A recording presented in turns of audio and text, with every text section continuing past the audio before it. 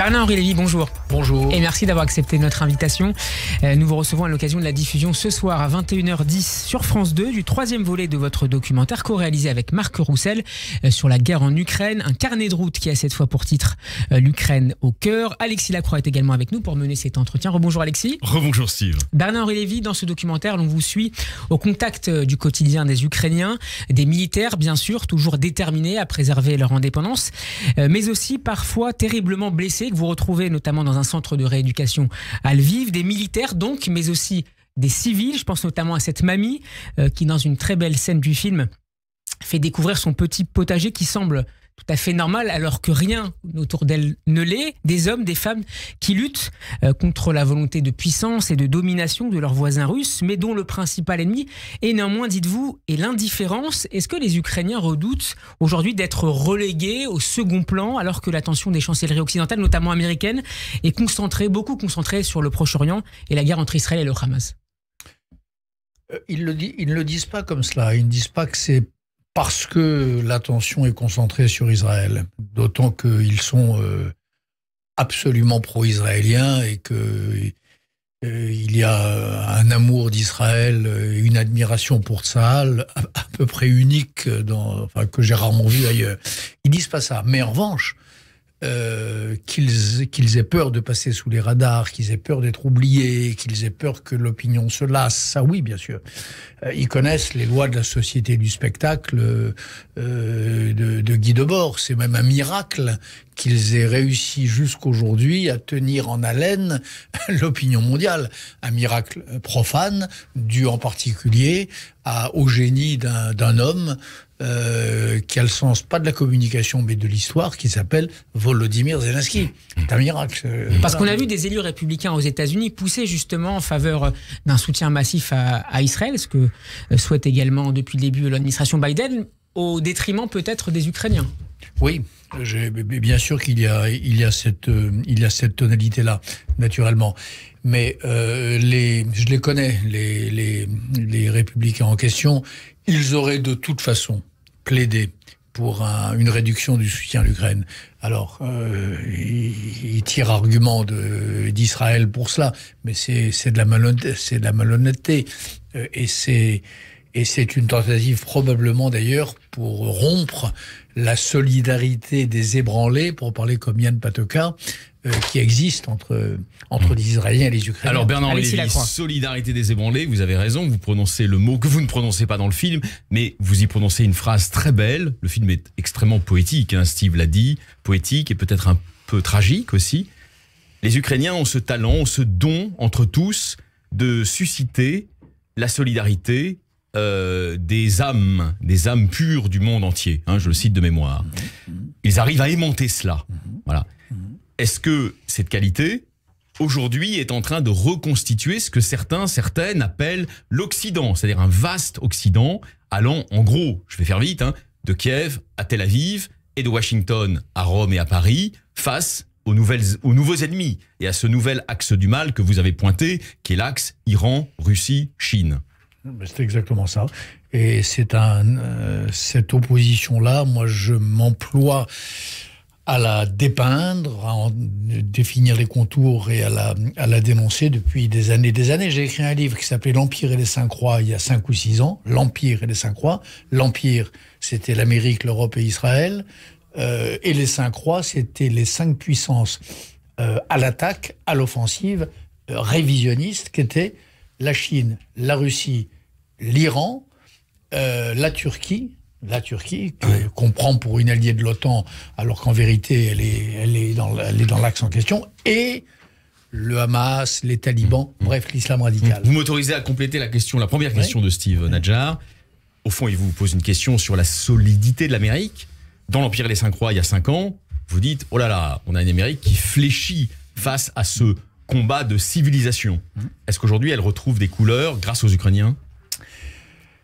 Oui, je crois que jusqu'à l'Ukraine, il y avait le sentiment chez ceux que j'appelle les Cinq Croix, en plus en souvenir de récits bibliques que certains de nos auditeurs connaissent sans doute, mais il y avait chez les Cinq Croix le sentiment que l'Amérique était foutue, que l'Amérique avait déclaré forfait. l'abandon des Kurdes, le départ de Kaboul, la trahison par Obama de la Syrie, la quasi-trahison par Obama d'Israël. Le dernier vote aux Nations Unies, quelques semaines avant son départ de la Maison-Blanche, première abstention historique d'Amérique. Bref, il y avait ce sentiment-là. Jusqu'à l'Ukraine, il y avait le sentiment que l'Amérique avait baissé pavillon et qu'on pouvait y aller, qui avait permis d'avancer. Quelques mois après le retrait difficile d'Afghanistan, d'ailleurs. Oui, un peu plus que quelques mois, un an, il me semble, ou peut-être 7 mois. Août à février. De août à février, voilà. Et puis là, il s'est passé un truc. Alors que l'Amérique, d'ailleurs, au début de l'invasion de l'Ukraine, l'Amérique avait décidé que ça allait se passer comme d'habitude, c'est-à-dire qu'elle ne ferait rien. L'Amérique avait prévenu.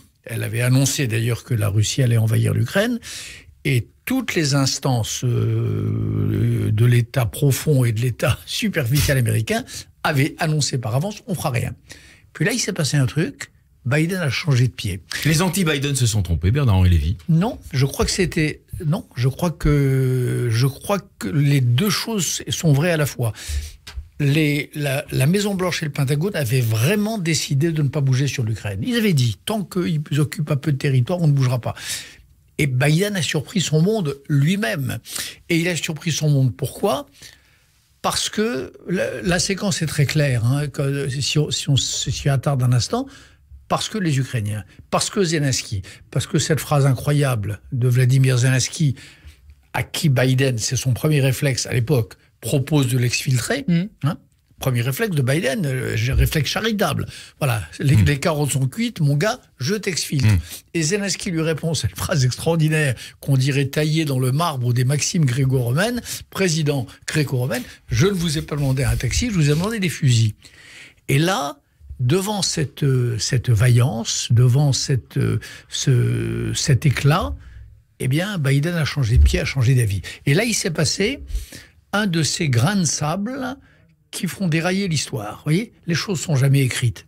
Nous le savons, les Juifs, que rien n'est jamais... Nous, le peuple sable par excellence, on sait ce que c'est qu'un grain de sable et ce qu'il peut faire à l'histoire. L'histoire dont on croit qu'elle est fatale.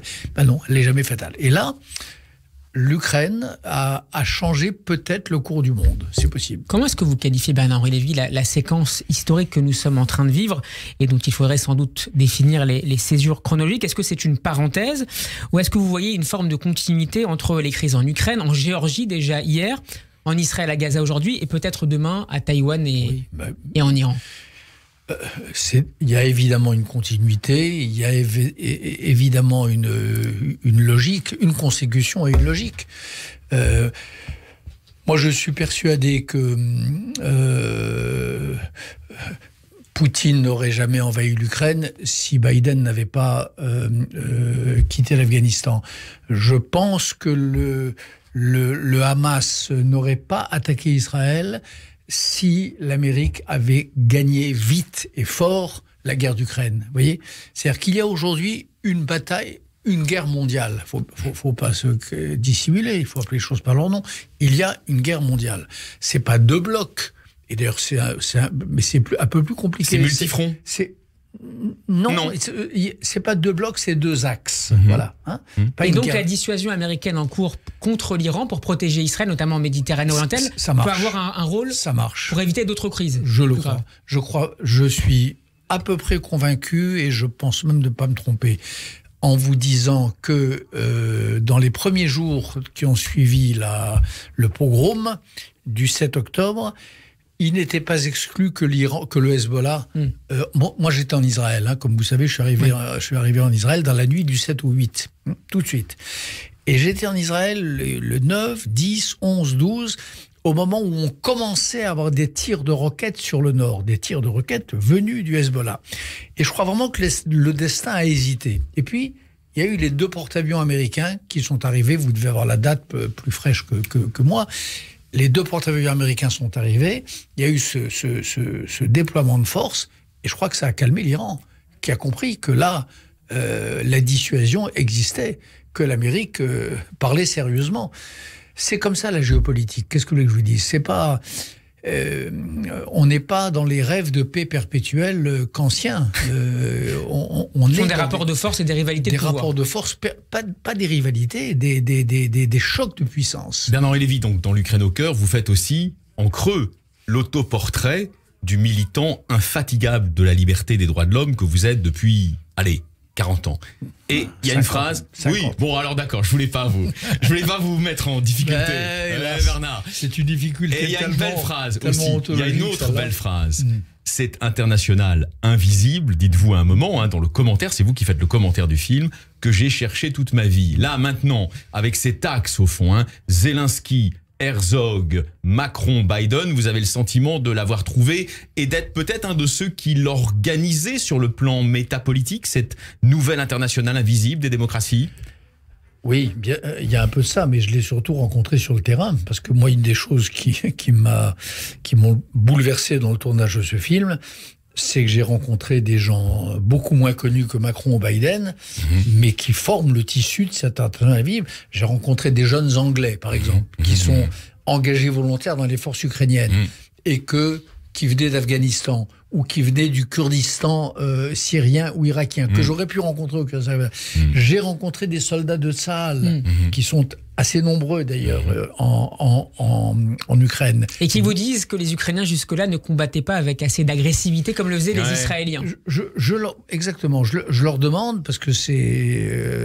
je leur demande qu'est-ce que vous avez... D'abord, comment ça se passe entre... j'ai interviewé 2 jeunes vétérans de Tsahal, vétérans, ils ont 30 ans, engagés dans l'armée ukrainienne dès le lendemain de l'invasion, dès février 2022, repartis à Gaza, d'ailleurs, à la frontière de Gaza le 7 octobre. Voilà. Et je leur demande, mais qu'est-ce que vous leur apportez? Qu'est-ce que vous leur avez transmis? Qu'est-ce que Tsahal a apporté à l'armée ukrainienne? Et ils me disent, alors il y a plusieurs choses. D'abord, ne pas laisser un homme derrière, prendre tous les risques pour ramener un blessé ou un mort, no one behind.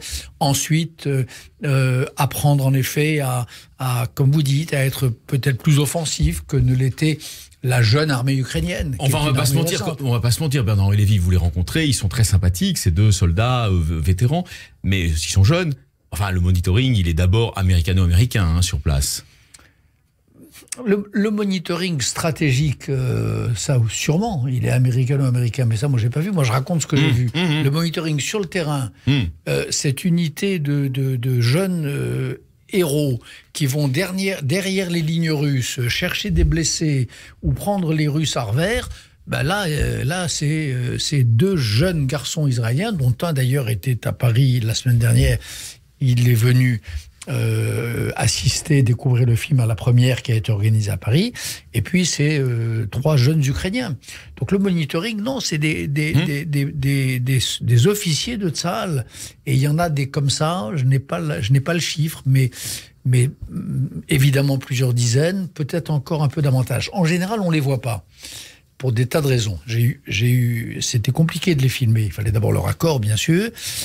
Il fallait l'accord des autorités ukrainiennes, et puis il fallait que ça n'embarrasse pas les autorités de l'État d'Israël.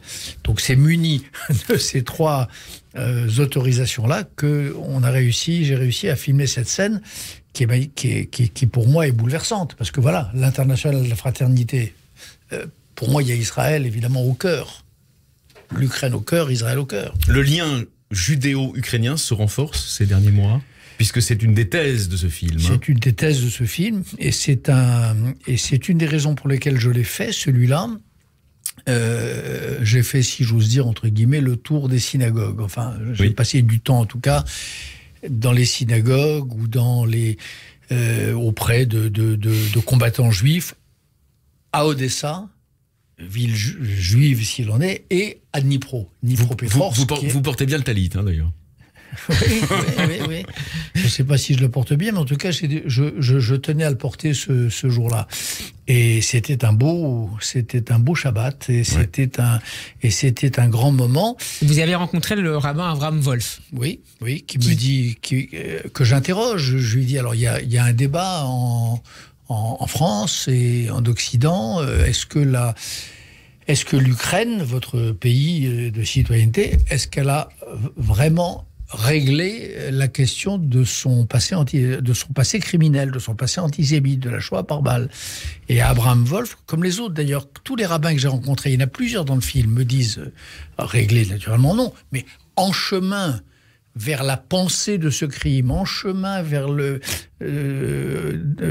travail de deuil, engagé fortement dans le travail de mémoire, oui, bien sûr.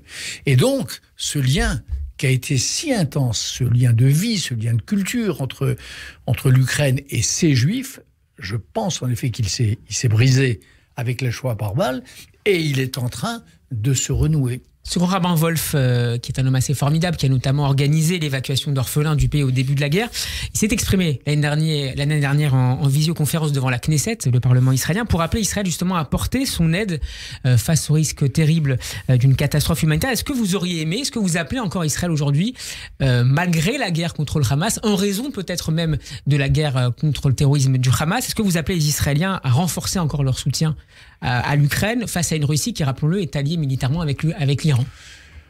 Je ne me permettrai pas de demander à Israël, surtout en ce moment, de renforcer son soutien militaire. Israël a beaucoup à faire avec le soutien à soi-même. En revanche, prendre enfin conscience du fait que la Russie n'est pas un pays ami, que Poutine n'est pas un ami du peuple juif, que Poutine n'a rien à faire d'Israël, ça oui, j'invite les dirigeants d'Israël, mais je le fais là à votre micro, je l'ai fait en privé depuis 2 ans, et au plus haut niveau. Et qu'est-ce qu'on vous répond au plus haut niveau? On me répond une chose qui est vraie, et puis une chose qui ne l'est pas. Ce qui est vrai, avant le 7 octobre, c'est que il y avait ce problème du Hezbollah, de la Syrie, des frappes en Syrie, la Russie au milieu, il fallait... voilà, tout ça est vrai. Israël est dans une position tellement fragile, et on vient de le vérifier, et ô combien tellement fragile, qu'en effet, Israël doit être prudent. Ça, c'est vrai. En revanche, je pense que chez nombre de dirigeants israéliens, il y a eu un aveuglement sur le véritable dessein, le véritable projet de Poutine, qui est un projet anti-européen, anti-occidental, anti-Israël. Justement, puisqu'on en parle, la preuve... on peut élargir. Israël, sous l'influence de ceux qui étaient les anti-néoconservateurs, depuis une quinzaine d'années, a théorisé, on en parle souvent avec Steve dans les journaux, les alliances illibérales, non libérales. C'était la Hongrie, bien sûr, mais elle n'est pas impliquée directement dans ce conflit, mais c'était surtout l'Azerbaïdjan, pour surveiller les activités nucléaires de l'Iran notamment. C'était évidemment la Chine, et c'était la Russie. Est-ce que c'est une épreuve apocalyptique, en quelque sorte, de vérité pour les Israéliens, de se rendre compte que ces trois-là, les Azéris, les Chinois, les Russes, sont aujourd'hui dans le camp du Hamas? En tout cas, apocalyptique, j'en sais rien, mais ça crève les yeux, en revanche. Moscou est la seule capitale importante qui a reçu le Hamas au lendemain du 7 octobre. Il y a là quelque chose de monstrueux. Donc, ça crève les yeux. Et ça devrait crever les yeux des dirigeants israéliens aussi, que le peuple arménien est un peuple frère. Comme le peuple ukrainien, comme la nation ukrainienne est une nation sœur. Voilà. Mais je pense, vous savez, Alexis Lacroix, je connais bien Israël, j'y vais beaucoup, j'ai présenté d'ailleurs mes 2 premiers films à Tel Aviv et à Jérusalem. Les Israéliens savent tout ça, ils savent très bien. Après, il y a un Premier ministre qui lui... Il l'a toujours su, ça? Non, oui, non. Où il a eu sa phase illibérale. Qui donc? Benjamin Netanyahou. Ah ben non, je vous dis, l'opinion, la société israélienne, elle n'est pas illibérale. Elle sait que Poutine n'est pas son ami. Elle sait que les descendants des génocidés d'Arménie sont ses amis. En revanche, il y a un problème là-dessus, sur ce point, comme sur d'autres, un problème de Netanyahou. On parlait des soldats israéliens tout à l'heure que vous avez retrouvés sur le terrain. D'autres soldats que vous interrogez vous disent et vous montrent même que l'état-major politique et militaire russe n'en a rien à faire de ces morts. On le voit, c'est une image assez terrible dans le film. Dans un livre important paru en 2005, la philosophe et spécialiste des questions stratégiques Thérèse Delpech s'inquiétait du retour de la barbarie au XXIe siècle, de l'ensauvagement du monde. Presque 20 ans plus tard, est-ce que vous diriez, Bernard-Henri Lévy, que nous y sommes désormais au regard des massacres du 7 octobre, au regard des scènes dont vous avez été le témoin en Ukraine, ou est-ce qu'on y est déjà? Naturellement. un déchaînement de sauvagerie. Mais vous savez... Est-ce que, pardon, j'ajourne un peu ma question, est-ce que l'ère du désordre international que cherche à mettre en place Vladimir Poutine s'accompagne nécessairement d'un ensauvagement du monde? L'un va avec l'autre. À quoi ça sert l'ordre international? À quoi ça sert des institutions solides?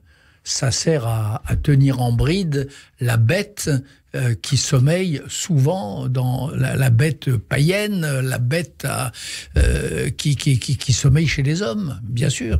C'est ça que dit le peuple juif depuis le mont Sinaï. C'est ça que disent les tenants de la loi contre les tenants de la nature déchaînée. Et c'est ça que disent les défenseurs des institutions contre ceux qui provoquent le chaos et le désordre entre les nations. Il y avait un roman, il y a 2 ans, le roman de Daim Poli, le mage du Kremlin, où il montrait très bien ça, où il disait que la stratégie de la Russie, elle était simple. Enfin, le but, c'est l'alliance avec l'islamisme radical dans un grand ensemble qu'il appelait l'Eurasie. D'accord ? Discours de Valdaï en 2016-2017. Eurasie, c'est le messianisme orthodoxe plus l'islam radical. Ça, c'est le dessin idéologique. Mais la méthode, c'est quoi ? C'est le chaos. Le chaos à tout prix. C'est ça que montrait Empoli. C'est tantôt soutenir des manifs d'extrême gauche, tantôt les soutenir à l'extrême droite, tantôt soutenir la manif pour tous, tantôt soutenir les droits de...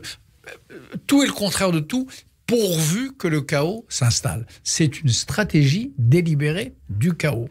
Voilà. Il nous reste 1 minute. Un colloque aura lieu en fin de semaine au Centre européen du judaïsme en hommage à Benny Lévy, disparu il y a 20 ans et avec lequel vous avez fondé, aux côtés d'Alain Finkielkraut, l'Institut d'études lévinassiennes. Vous interviendrez d'ailleurs samedi à 20h, à partir de 20h au CEJ sur la pensée du retour après Rosenzweig et Lévinas. Qu'est-ce qu'aurait dit selon vous Benny Lévy sur ce moment, notamment ce moment d'histoire et ce moment d'histoire juive en Israël bien sûr, mais aussi dans le reste du monde avec un regain d'antisémitisme, y compris en Australie ou en Chine? Je crois que ça ne l'aurait pas surpris. Je crois que ça ne l'aurait pas surpris. Il savait que la bête sans poil et démente de la haine du juif était là, prête à surgir.